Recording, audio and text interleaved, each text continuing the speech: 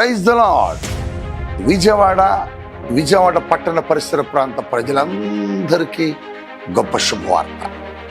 Paul Prithvi ministries వారి నిర్వహణలో ప్రతి నెల మొదటి మంగళవారం ఉదయం 9 గంటలకు పరిశుద్ధాత్మ తైలాభిషేక స్వస్థత ఆరాధన జరుగుతుంది.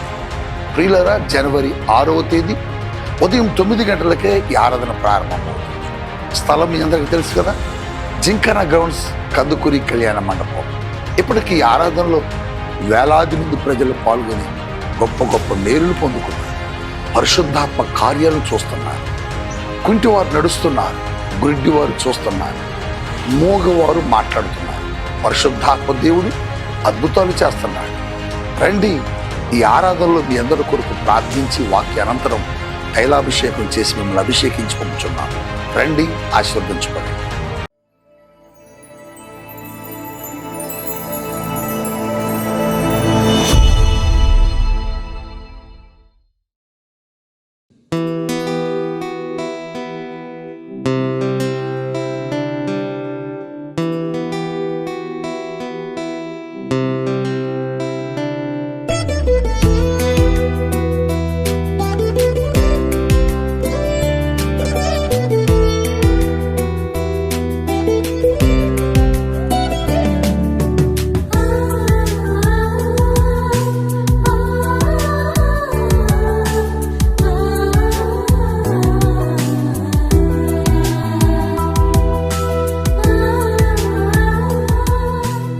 Praise the lord. యేసుతో ప్రతిదినం అనే ఆధ్యాత్మిక కార్యక్రమానికి మిమ్మల్ని అందరినీ ప్రేమతో ఆహ్వానిస్తూ మీ అందరికీ నా హృదయపూర్వక వందనాలు తెలియజేస్తున్నాను. ఏ దేవుని బిడ్డలారా, ప్రతి దినం మనం లేవగానే యేసయ్య మాట వినటం మనకెంతో ఆశీర్వాదకరం కదా. మన బాధలో, వేదనలో లేవగానే దేవుని మాట వింటున్నప్పుడు మనం ఎంతగానో నెమ్మది పొందుకున్నాం, ధైర్యపరచబడుతున్నాం కదండి. మరి ఈ దినం కూడా దేవుడు చక్కటి శ్రేష్టమైన వాగ్దానం ద్వారా మనల్ని బలపరచబోతున్నారు. ఆ వాగ్దానం ఏమిటో చదువుకుందామండి. ప్రకటన గ్రంథము 21వ అధ్యాయము 4వ వచనాన్ని చదువుకుందాం. ఆయన వారి కన్నుల ప్రతి బాష్ప బిందువును తుడిచివేయును. Praise the lord. ఎంత శ్రేష్టమైన మాట అండి. ఆయన దేవుడు మన ప్రతి ఒక్క బాష్ప బిందువును తుడిచేస్తానని వాగ్దానం ఇస్తున్నాడు. మనిషి జీవితంలో కన్నీళ్లకు చాలా కారణాలు ఉంటాయి కదండి.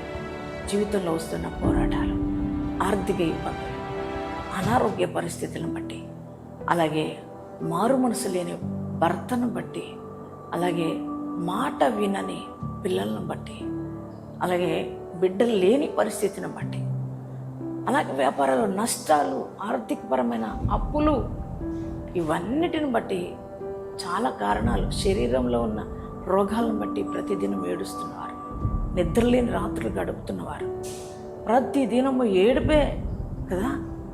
నీ పరిస్థితి కూడా అలాగే ఉంది కదా. రోజు ఏడిపోయానండి నా జీవితంలో. ఈ దుఃఖం ఎప్పుడు పోతో, ఈ సమస్యలు ఎప్పుడు పోతాయో, ఇవి ఎలా తీరుతాయో, అసలు తీరతాయో తీరవో, నా దేవుడు ఇలా రాసాడేమో నా తలరాత, నా బ్రతుకంతే కన్నీళ్ళేనండి అని అనుకుంటున్నావా? నీ దేవుడు నీతో మాట్లాడుతున్నాను. నేను ప్రతి దినం అలా కన్నీళ్ళతోనే నీ దేవుడు ఉంచడు. నీ కన్నీళ్ళు నీ దేవుడు చూస్తున్నాడు.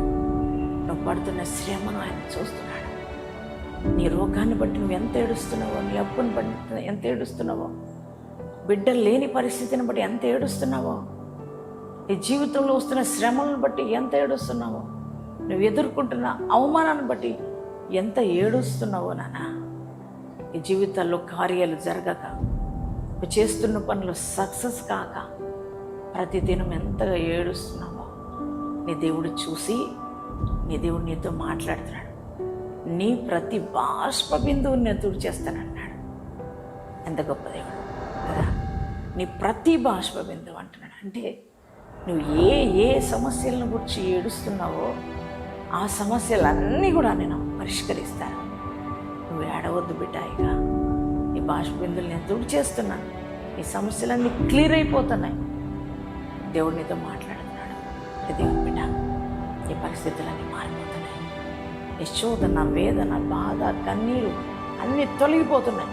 నీ ఈ శరీరం ఉన్న రోగాల నుంచి, అప్పుల నుంచి, అన్నిటి నుంచి, నీ నిందల నుంచి దేవుడు నీకు విడుదల ఇవ్వబోతున్నాడు.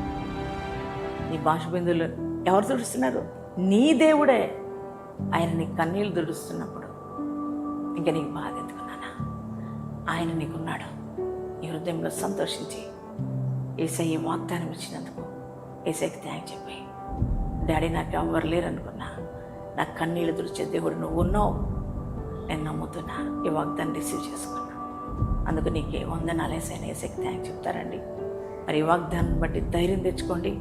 ఎంతమంది ఈ వాగ్దానం రిసీవ్ చేసుకున్నారు? అందరి జీవితాలు ఈ వాగ్దానం నెరవేర్చబడును గాక. మరి అందరం కలిసి ప్రార్థన చేసుకున్నాం. Thank you father. పరిశుద్ధ మౌనతులు నీకు వందనాలు. ఈ ఉదయకాలం ఇచ్చిన వాగ్దానం బట్టి నీకు వందనాలు డాడీ. ప్రతి వారి బాష్ప బిందును చేస్తున్నాను కదయ్యా. నువ్వు మాత్రమే తెవగలిగిన వాడివయ్యా.